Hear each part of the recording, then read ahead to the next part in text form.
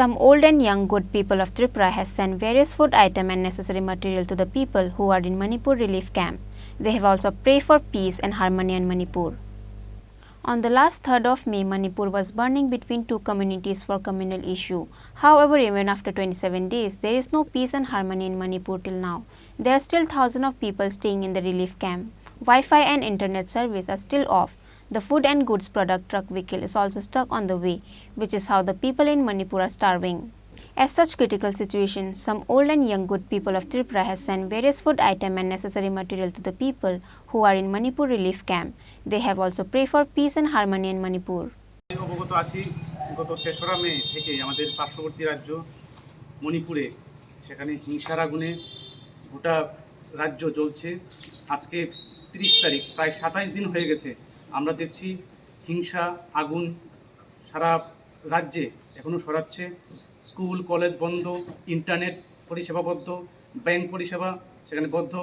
শুধুমাত্র মণিপুর রাজ্যের বিভিন্ন জনগোষ্ঠী নয়, এতে প্রভাবিত হয়েছে আমাদের ত্রিপুরা রাজ্যের অনেক ছাত্রছাত্রীদের জীবনও, যারা আমাদের ত্রিপুরা থেকে ডাক্তার, ইঞ্জিনিয়ার এবং এগ্রিকালচার বিভিন্ন ক্ষেত্রে পড়াশোনা করছে, তাদেরও বাধ্য হয়ে আমাদের ত্রিপুরাতে ফিরে আসতে হয়েছে।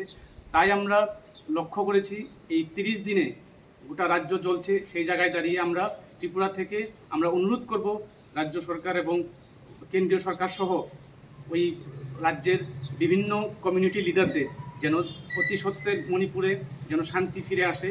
এবং আমরা দেখেছি সেখানে প্রায় ৪০,০০০-এর বেশি মানুষ ঘর ছাড়া, তারা বিভিন্ন রিলিফ ক্যাম্পগুলোতে আশ্রয় নিতে বাধ্য হয়েছেন। সেখানে আমরা খবর পেয়েছি সেখানে বিভিন্ন সামগ্রী বোঝাই ট্রাক রাস্তায় আটকে আছে। তার জন্য আমরা ত্রিপুরা থেকে আমাদের সাধ্যমতো আমাদের কিছু সমমনোভাবাপন্ন যুবক যুবতী সহ আমাদের প্রবীণ নাগরিকরা আমরা উদ্যোগ নিয়েছি। আমরা এই ত্রিপুরা রাজ্য থেকে কিছু ত্রাণ সামগ্রী যাতে আমরা পাঠাতে পারি। আমরা কারোর কাছ থেকে কোনো ধরনের নগদ অর্থ আমরা নেইনি।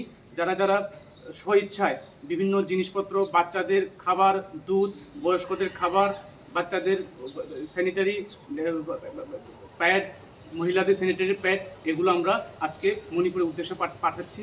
মণিপুরের ডেপুটি কমিশনার এই জিনিসগুলো সেখানে রিসিভ করবেন এবং বিভিন্ন যে ত্রাণ শিবিরগুলো রয়েছে সেখানে বিলি বন্টন করবেন।